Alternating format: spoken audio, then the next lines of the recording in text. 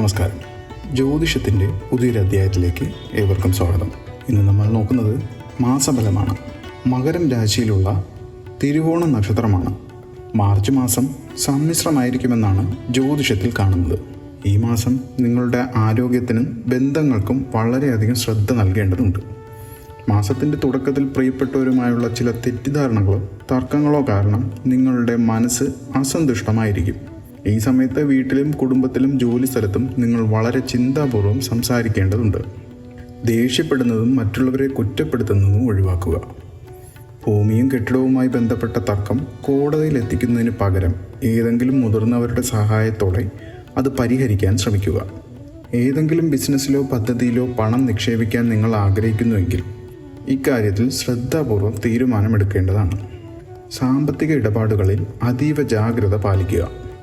ആരോഗ്യപരമായി നിങ്ങൾ വളരെ ശ്രദ്ധിക്കേണ്ടതുണ്ട്. നിങ്ങളുടെ ദിനചര്യയിലും ഭക്ഷണക്രമത്തിലും പ്രത്യേകം ശ്രദ്ധ ചെലുത്തി ശ്രദ്ധയോടെ വാഹനവും ഓടിക്കുക. മാസത്തിൻ്റെ മധ്യത്തിൽ തൊഴിൽ സംബന്ധമായ ഒരു അവസരവും നഷ്ടപ്പെടുത്തരുത്. പ്രവൃത്തി രംഗത്ത് നിലവിലെ സ്ഥിതി തുടരപ്പെടുന്നതാണ്. എന്നാൽ ജോലി ഉപേക്ഷിച്ച് പുതിയത് തേടാൻ സമയം ഉചിതമായിട്ടില്ല. ബിസിനസ് നവീകരണത്തിന് തടസ്സങ്ങളുണ്ടാവും. വായ്പ, ലോൺ ഇവ ലഭിക്കുന്നതിന് കാത്തിരിക്കേണ്ടിയും വരും. വ്യക്തിജീവിതത്തിൽ